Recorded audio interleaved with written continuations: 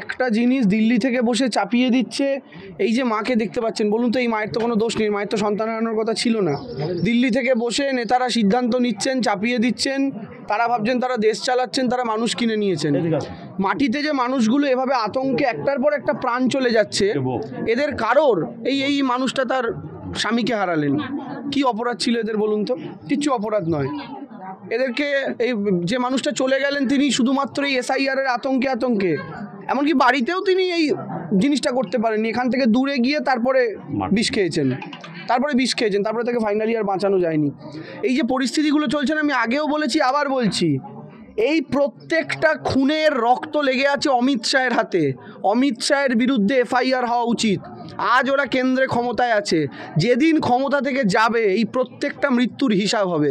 আর অমিত শাহের জীবনের শেষটা কিন্তু জেলে পচে কাটাতে হবে। এটা আমি আগের দিনও বলেছি, আমি আজ আবার বলে গেলাম। দরকার হলে, এবং আমরা দেখুন এই পরিবারের সঙ্গে আমাদের নেতৃত্ব ডেভিড দা থেকে শুরু করে প্রত্যেকে প্রথম দিন থেকে ছিলেন, আজও আমরা আছি।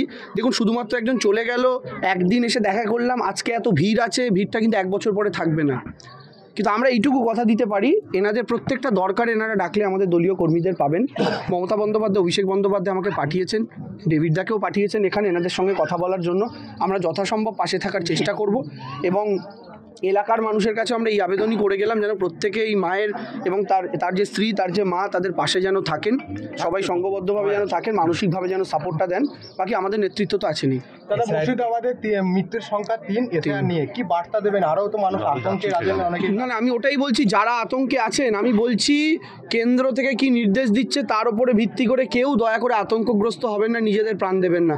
আপনাদের মনে যদি কোনো সংশয় আসে, এলাকায় তৃণমূল কংগ্রেসের ক্যাম্প হচ্ছে, সেইখানে যান, দেখুন এটা তো আমরা আটকাতে পারিনি, দিল্লি থেকে চাপিয়ে দিয়েছে, নির্বাচন কমিশনের মধ্যে দিয়ে করেছে, আমরা আটকাতে পারিনি। কিন্তু একজন মানুষেরও যেন নাম বাদ না যায়, তার জন্য দলগতভাবে আমরা যা করার তাই করব, যত রকমভাবে পাশে দাঁড়ানো যায়, আইনি উপায় থেকে শুরু করে সর্বতভাবে। তাই কারোর যদি কোথাও কেউ আতঙ্কগ্রস্ত থাকেন, যার পরিবারের লোকও বুঝতে পারছেন তার বাড়ির লোক কেউ আতঙ্কগ্রস্ত, দয়া করে তাকে নিয়ে আমাদের দলীয় যে নেতৃত্ব, আমাদের পার্টির যে ক্যাম্প এলাকায়, সেখানে গিয়ে বসান, সেখানে গিয়ে কথা বলান। একজন মানুষও, হ্যাঁ, কাউন্সিলর, চেয়ারম্যান প্রত্যেকে রয়েছেন, প্রত্যেকটা বুথে আমাদের যে প্রোগ্রাম হচ্ছে, কেউ দয়া করে এই আতঙ্কে নিজের প্রাণ দেবেন না। একটা জিনিস জানবেন, প্রাণ দিয়ে দিলেন মানে কিন্তু চলে গেল। যুদ্ধ করে নিজের অধিকারটা ছিনিয়ে নিতে হবে, যুদ্ধ করে আপনারা এই মাটিতে জন্মেছেন, আপনারা এই মাটির লোক। কে দিল্লি থেকে বলে দিচ্ছে আপনি এই মাটির নাকি আপনি অনুপ্রবেশকারী, আপনি ভয় পাবেন কেন? দেশ স্বাধীন আপনারা করেছেন, বাংলা ভাষায় কথা বলা মানুষগুলো দেশ স্বাধীন করেছে, ওরা গুজরাটে বসে দেশ স্বাধীন করেনি। যে দেশ স্বাধীন আপনারা, আপনাদের পূর্বপুরুষরা রক্ত দিয়েছে, সেই রক্তের বিনিময়ে স্বাধীন হওয়া দেশের ওপর বসে মোদি অমিত শাহকে পা দোলাচ্ছে। তাই এই মাটির ওপর সবার প্রথম অধিকার আপনাদের। তাই ওদের কোনো কথায় আতঙ্কগ্রস্ত হবেন না, ওদের কোনো কথায় চিন্তা করবেন না। সর্বতভাবে আমাদের দলীয় নেতৃত্বরা আছে, তাদের পাশে দাঁড়ান এবং সাধারণ মানুষকে অনুরোধ করব, কেউ আতঙ্কগ্রস্ত হবেন না, হাতে হাত ধরে জোটবদ্ধ হন, এর বিরুদ্ধে সর্বাত্মক আন্দোলন গড়ে তুলুন। একদিকে নামও তোলাতে হবে, একদিকে আন্দোলনও করতে হবে, এই সবটা সম্মিলিতভাবে রয়েছে। আর মমতা বন্দ্যোপাধ্যায় তো আছেনই, NRCও মমতা বন্দ্যোপাধ্যায়, একজনের নামও বাদ দিতে দেননি বাংলা থেকে, SIR মমতা বন্দ্যোপাধ্যায় দেবেন না, এইটুকু বিশ্বাস। প্রথম দিন থেকে আজ অবধি পাশে আছে।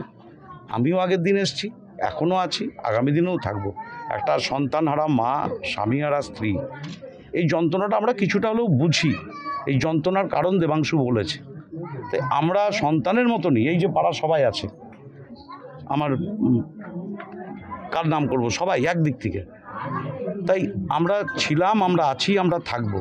আর আতঙ্কিত হবেন না, প্রত্যেকের নাম উঠবে। আমি আগের দিন রাত্রিবেলায় এখানে বসে সবাইকে নিয়ে বলে গেছি, নাম সবার উঠবে, এটা আমাদের অধিকার। এই অধিকার যেন কেউ কেড়ে নিতে না পারে। লড়াই করছে মমতা বন্দ্যোপাধ্যায়, অভিষেক বন্দ্যোপাধ্যায়কে সামনে রেখে।